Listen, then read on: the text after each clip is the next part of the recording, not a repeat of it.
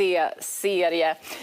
Seriens första säsong visades i 190 länder samtidigt. Varje gång jag säger den siffran så låter den så otroligt hög, men det ska stämma.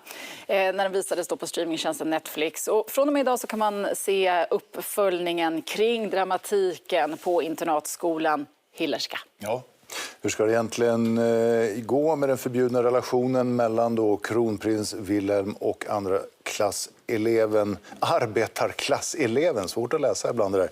Arbetarklasseleven Simon, hur ska det där utveckla sig?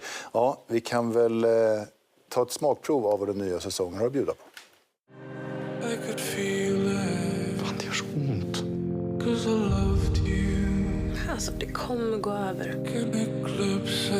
Bara för att ni inte är tillsammans nu så betyder det inte att det är helt kört. Han känner att han inte kan lita på mig. Trodde han på allvar att du skulle erkänna att det var du i den där videon? Jag har tänkt på det hela lovet. Men jag tycker också det har varit skönt att få space.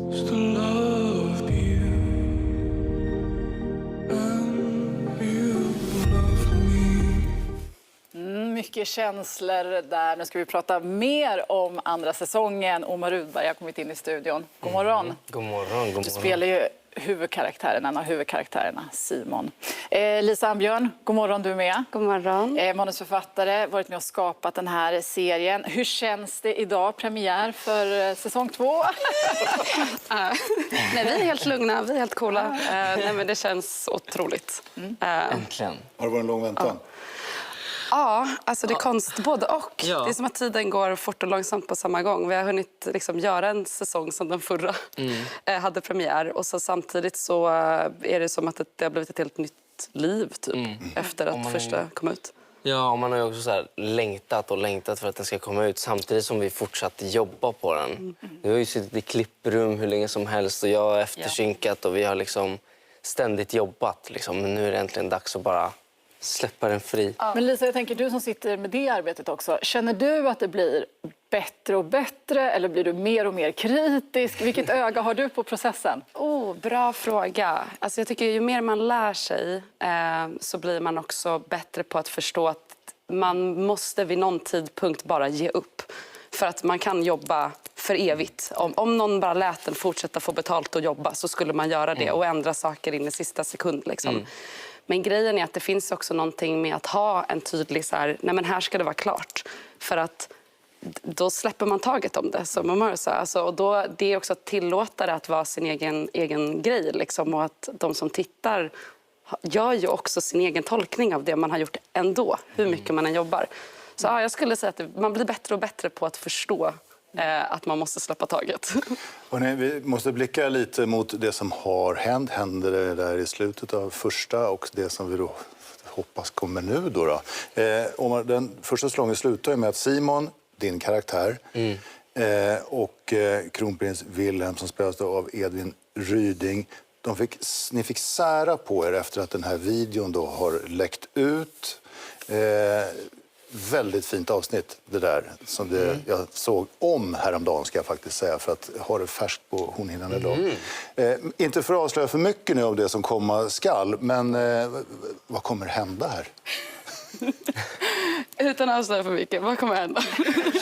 Alltid svårt att beskriva vad som kommer hända. Men det som kommer hända är ju att Simon och Wilhelm kommer ju att ha sina egna vägar i livet just nu. Liksom, de kommer ha mycket att lösa och mycket att upptäcka, mycket beslut att ta och liksom mycket känslor involverat i allt de går igenom. Vilket också bäddar väldigt bra för en tredje säsong. För då måste ju ni komma tillbaka till varandra, right? Säger ingenting. Absolut. Absolut. Absolut. Men ni måste ha väldigt bra kemi ni två när ni spelar, för det är väldigt fint. Återigen, som jag såg om då sista avsnittet det var igår kväll vi satt och pratade om det. Det är jättefint. Ja, men tack så mycket. Det Det är mycket jobb bakom och det är tajt jobb med både regissör och vi har ju pratat väldigt mycket om vad allt det här handlar om. Verkligen. Och intimitetskoordinator. Alltså men sen ska det ändå sägas att det krävs väldigt mycket av skådespelare, tror jag, att gå in och verkligen vara så öppna mot varandra som Edvin och Omar har varit i processen. Och det skapar ju den här margin för att det liksom blir man söker sig fram. Man hittar fram till vad det ska vara. Det blir väldigt lekfullt och roligt. Och det tycker jag syns i varenda... Alltså jag kan ju också bli rörd. Jag har skrivit det, jag vet vad som kommer hända. Och ändå sitter jag där och bara... när de liksom tittar på varandra. Det är fint. Hörrni, vi måste titta på ett klipp till från säsongen där vi får ett litet smakprov på dramatiken som kommer.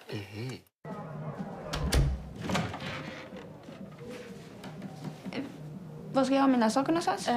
Men du kan väl bara ta en hylla där. Vilken? Det är lite stökigt bara. Fina flickor, djupa fickor, trycka våra dyra fittor.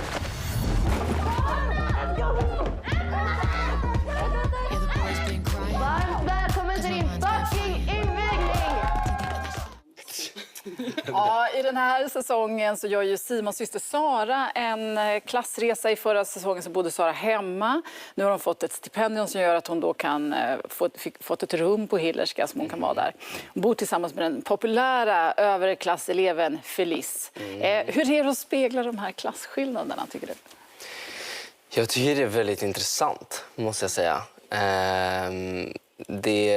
Det säger väldigt mycket om ungdomar i verkliga livet och hur det kan vara när man går i skolan och man är väldigt olika, när man kommer från olika hem, olika kulturer, olika liksom. Det är väldigt intressant att se hur det faktiskt krockar liksom, vilket är väldigt viktigt att se liksom.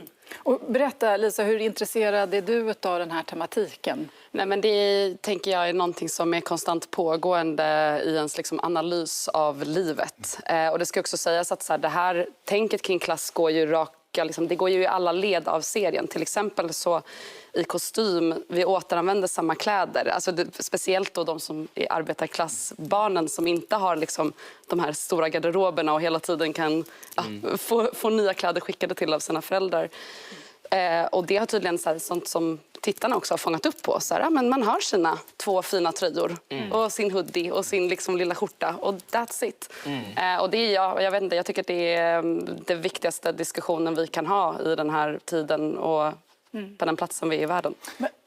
Förlåt. Det är så många frågor här. Vilken insikt hade du om den här riktiga överklassen och kungafamiljen? Eller har du fått göra research? Eller känner du folk där? Otroligt mycket research.